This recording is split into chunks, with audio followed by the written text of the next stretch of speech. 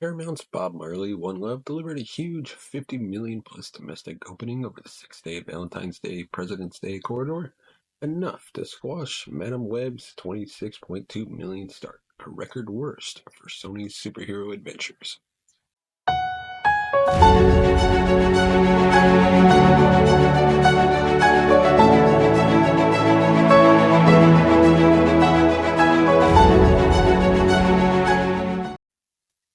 Monday's numbers show One Love raking in 52 million for the 6 days domestically, up from Sunday's estimate of 51 million. That includes 34.1 million for the 4-day President's Day weekend and a record 14 million on Valentine's Day. The movie's weekend debut is on par with the starts of such musical biopics as Rocketman or Elvis, and did almost double the business it was tracking to do.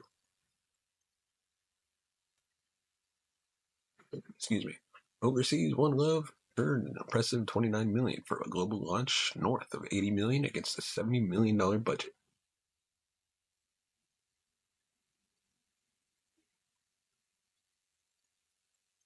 France and other territories. In Jamaica, the film set the record for the biggest film opening of all time. One Love director Reynaldo Marcus Green's depiction of the iconic Jamaican musician stars Kingsley Ben-Adir, and it chronicles Marley making his 1977 album Exodus, the events of the next several years, including an assassination attempt, and his belief that music could heal his nation in its post-colonial era. Ziggy Marley said in a statement, "My family and I are honored with the amazing response to Bob Marley One Love. Like my father's music, this movie is meant for the people, and his message of peace, love, and unity is clearly connecting with audiences around the world. We thank the people for embracing this film, and in so doing, helping to highlight the message of one love." The biopic is playing to an ethnically diverse audience. Black moviegoers made up 40% of Friday's ticket buyers, followed by Latinos at 25%, Caucasians at 23%, Asians at 5%, and Native Americans at 7%. Females have made up 56% of the total audience. Sony's latest estimates for Madame Web shows the film taking in just 26.2 million for the 6 days, which is up from Sunday's estimated total of 25.8, including a 4-day weekend gross of 18 million. Either way, it's the worst start for a Sony film featuring Spider-Man related characters. The Dakota Johnson starring film is not part of Disney's Marvel Cinematic Universe. Madame Web got bashed by critics and audiences alike. Its ranking on Rotten Tomato, however, Rotten Tomato hovers around 13%. It fared poorly overseas as well, opening to 25.7 million from 61 markets for a global start of 51.9 million. Major markets yet to open include Japan, South Korea, and China.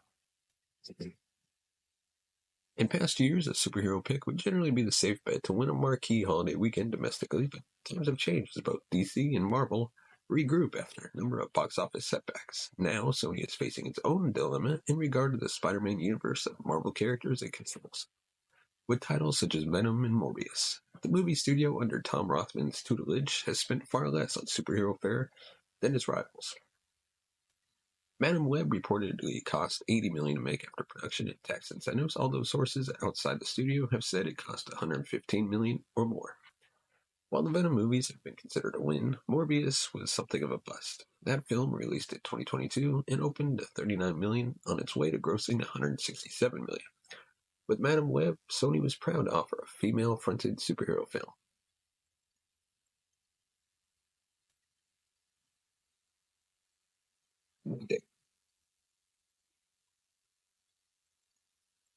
Other weekend highlights: Fathom's special theatrical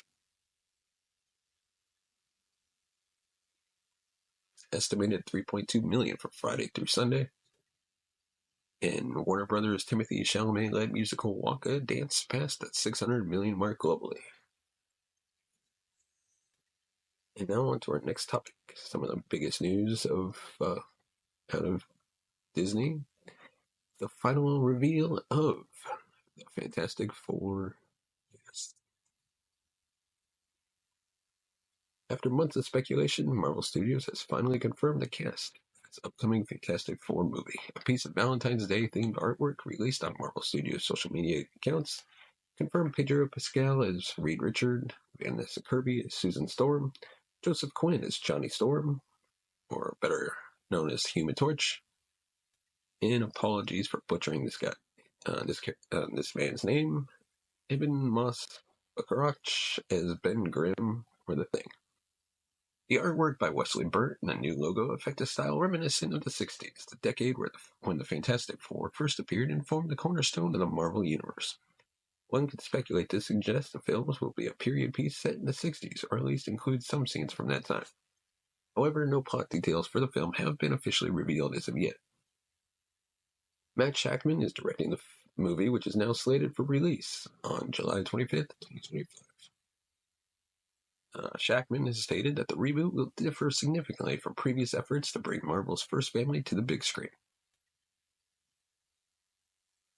He says while it's different in so many ways, and he can't be specific, he did say that they're doing things very differently from a story standpoint, from an approach to a filmmaking standpoint that really fits the material.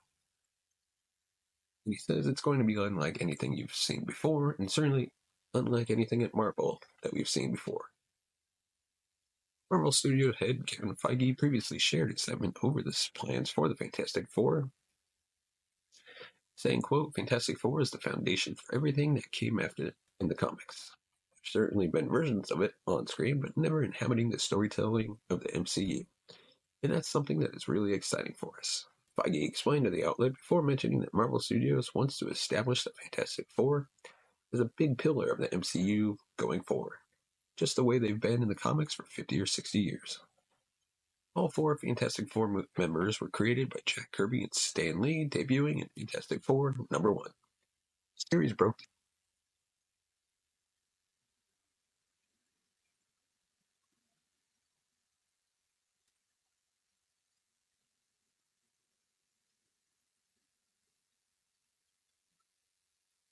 Marvel Studios' Fantastic Four movie is the latest iteration of the characters to be developed for cinema. Roger Corman's first attempt during the 90s never made it to theaters. The first family, finally made their big screen debut in Fox's 2005 Fantastic Four movie, which performed well enough, despite reviews, to warrant a sequel in 2007 with The Fantastic Four: Rise of the Silver Surfer. Fox attempted to reboot the series with a more grounded approach in 2015 with Fantastic Four. The project was poorly received. Following Disney's acquisition of 20th Century Fox, the Fantastic Four has been folded into the Marvel Studios and the MCU. And now our next topic. The Phantom Menace is celebrating its 25th anniversary with a special return to theaters in May. In celebration of its 25th anniversary, Star Wars The Phantom Menace will be returning to theaters for a limited time on May 3rd. StarWars.com announced the news and shared some amazing new art and a poster for the film from artist Matt Ferguson, which features Darth Maul, Kenobi, Qui-Gon Jinn, Queen Amidala, and a young Anakin Skywalker. The Phantom Menace was first released in theaters on May 19th, 1999, and it was not only the first film in the prequel trilogy, but also Episode 1 of the Skywalker series that began with Star Wars: A New Hope in 1977. The prequel trilogy is obviously a controversial topic for Star Wars fans, but even Ewan McGregor said back in 2022 that there's now a wave of positivity about these three films. McGregor said, quote, Now I meet the people who we made these films for, who were the kids at the time.